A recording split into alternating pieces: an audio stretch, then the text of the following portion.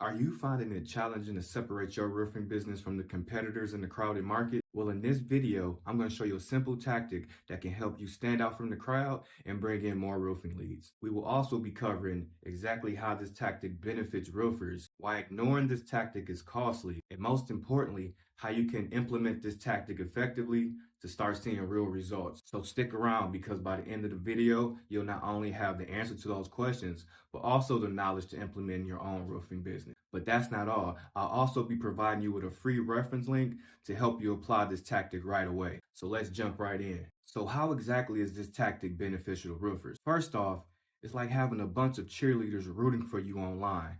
When people search for roofing help, they trust businesses with a lot of happy reviews.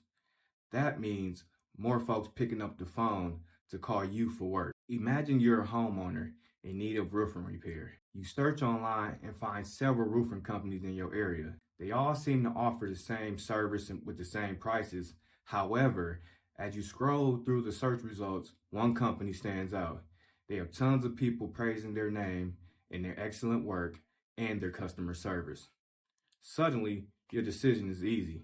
You choose the company that you know has earned the trust and satisfaction of other customers. And in a competitive market like roofing, this can make all the difference. Why ignoring this tactic is costly. Now that we've seen why this tactic is like gold for your roofing business, let's talk about what happens if you ignore it. Search engines like Google likes to show businesses with lots of good reviews at the top of the search results. So if you don't have any, or worse, if you have a bunch of bad ones, you're going to get lost in the crowd. That means fewer people seeing your business when they're looking for a roofer. And check this out, having bad reviews can really hurt your reputation. If people see that others had bad experiences with your business, they're going to think twice about trusting you. It's like trying to convince someone to eat at a restaurant with a 1-star rating.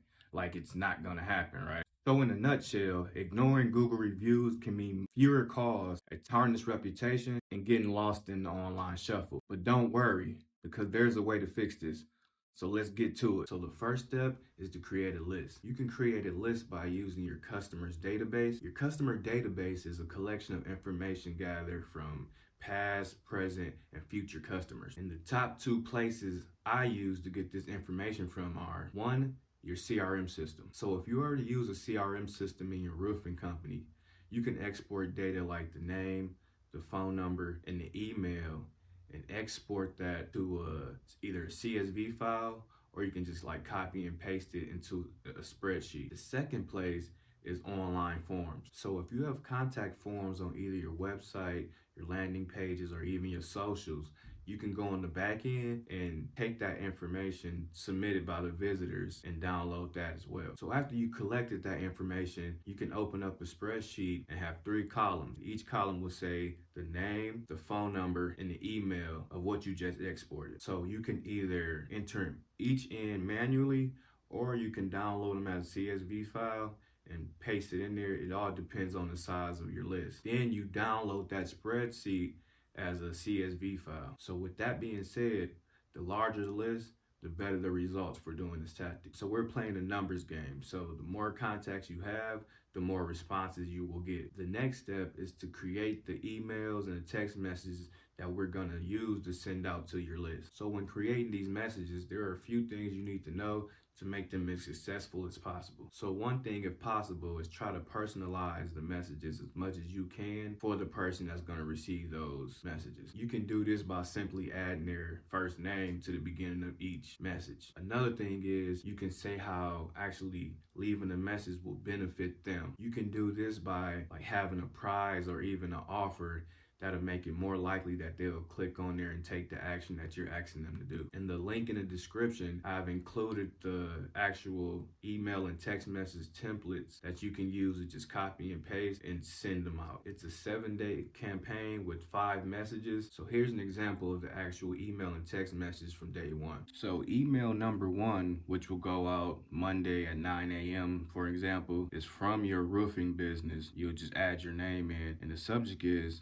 you would use something like, we've never done anything like this. Hello, everyone. Instead of everyone, you would use the contact's first name if you have it. We know this is kind of crazy, but we just created a goal to reach 100 reviews on Google within the next 24 hours. If you've ever had a good experience with us in the past, would you mind leaving us a quick review on Google? Even if it's just one sentence, we will greatly appreciate it. To make things more fun, everyone that leaves us a review will be entered to win a $50 gift card to Amazon. Click here to leave us a review on Google, then you will insert your Google link. Winner will be announced next week. Your support means the world to us, and then you add your name. So the SMS message for day one, Monday at 9 a.m. for example. Hey there, we're on a mission. 100 Google reviews in 24 hours. Had a good experience with us? Please drop a quick review. Even a sentence helps. Plus, you might win a $50 Amazon gift card for every review. Review here, then you add the link. Winners announced next week. Thanks. Your name, your roofing business. And this is just an example of an email and text message that you will send out. Obviously, you will customize it based on your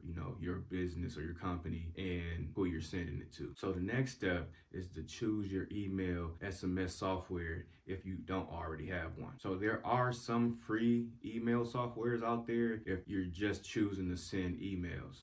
And it's usually a cap on the amount of contacts you can add to that software before they start charging you. Just keep that in mind. What we found that works best is to actually send emails and text messages to get the most replies. So when sending out text messages, there is a cost. I believe it's like 0.0079 on a dollar. So just keep that in mind as well. You might want to do some research on different email SMS softwares to find one that best fits your needs and your budget. And while researching, look for features like automations, which allows you to set times and dates and get the right message to the right person at the right time automatically. You also want to have a feature like tracking, which allows you to see which messages were clicked, which messages were open, and if a link was clicked inside the messages, it just lets you keep a track of what's going on inside your messages. So here's a list of a few softwares I know offer both email and text message automation and tracking. I personally use Go High Level because it offers sales, marketing, and operation all on one software. The other two are ActiveCampaign and Brevo, so you can check those out as well. The next step is to import your contact list